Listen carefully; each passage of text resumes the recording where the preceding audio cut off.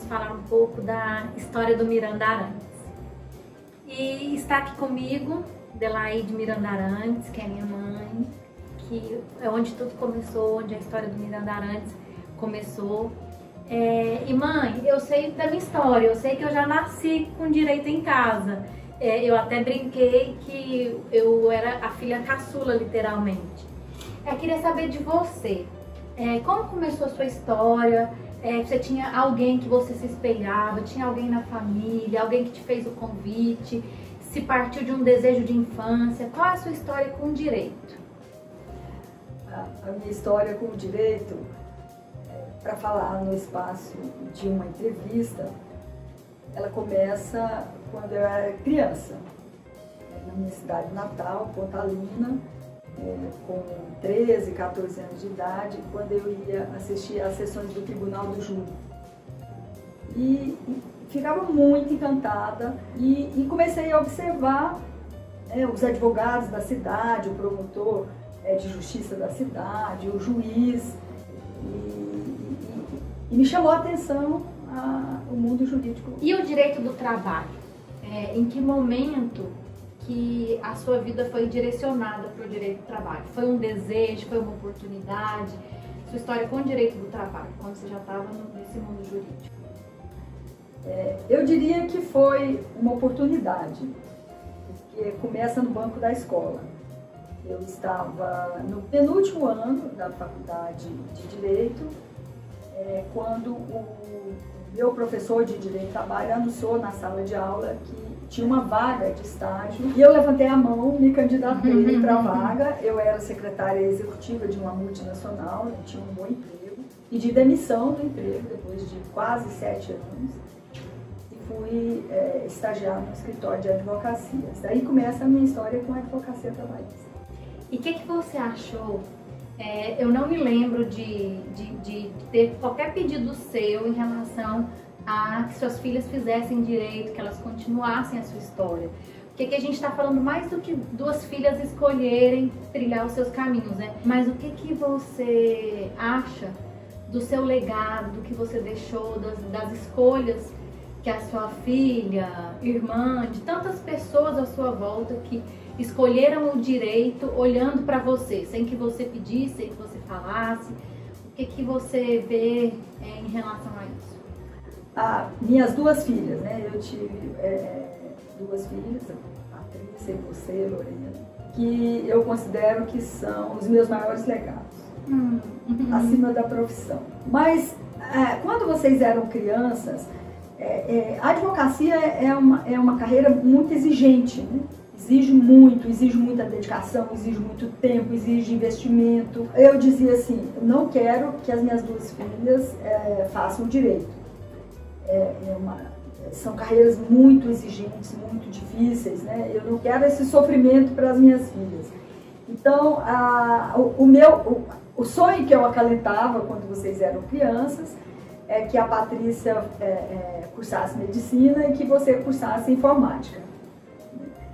Naquela época surgindo, né, as novas tecnologias, mas a história se deu de uma outra forma e eu fiquei muito feliz quando isso aconteceu. Aquilo que eu idealizava para vocês é tentando preservar vocês, né, das agruras das carreiras jurídicas, mas fiquei muito feliz com o desfecho, muito feliz. E muito feliz de saber que pude influenciar, né, irmãos, irmãs, pessoas que também da minha família, porque aí eu preciso fazer um parênteses para dizer que quando eu colei grau em Direito, eu era a única pessoa da minha família, tanto da família materna quanto da família paterna, a concluir o curso de Direito.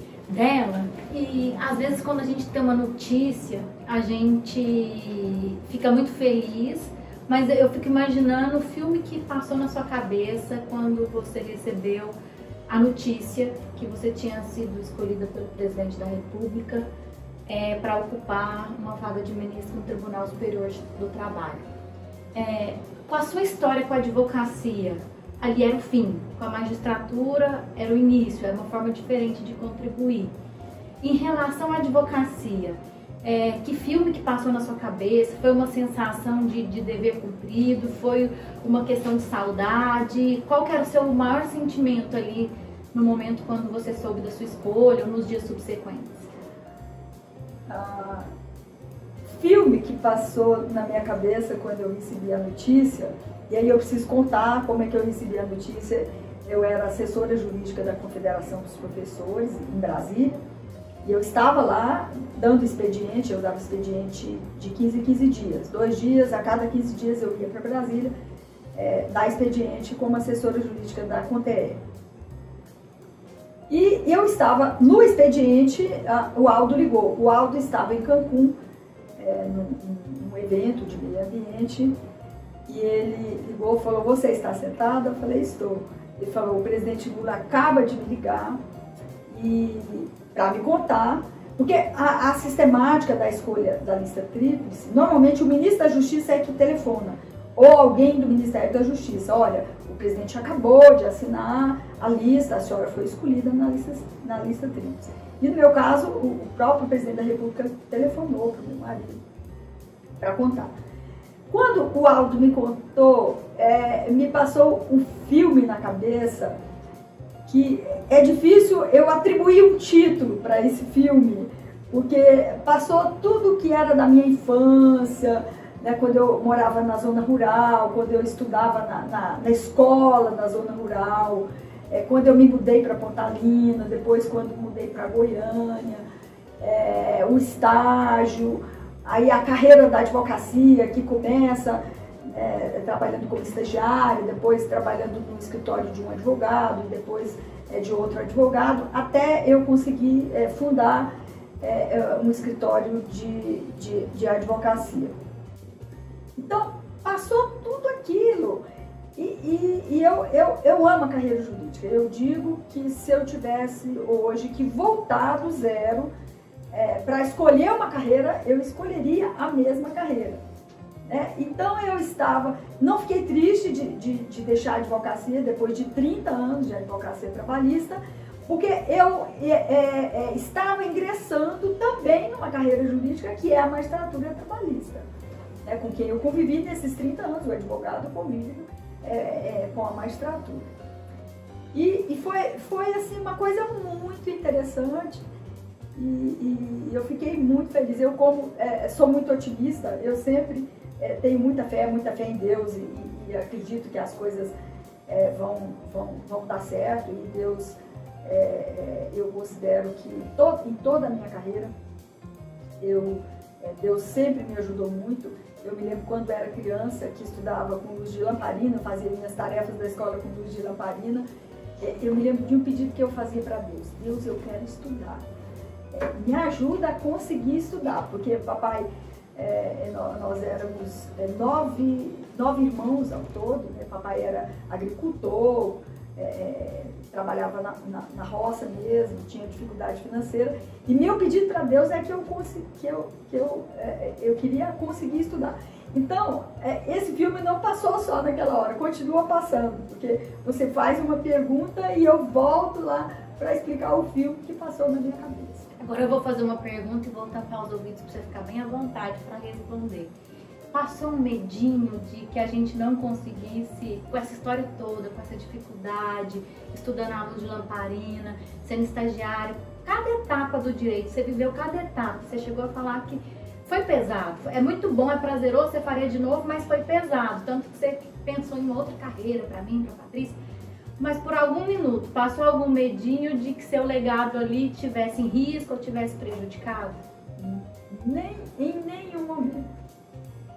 Eu fiquei muito tranquila, porque a Denise já estava no escritório há algum tempo. O Devani, desde o início, né, o Devani ele trabalhava comigo no escritório antes da fundação do Miranda Arantes.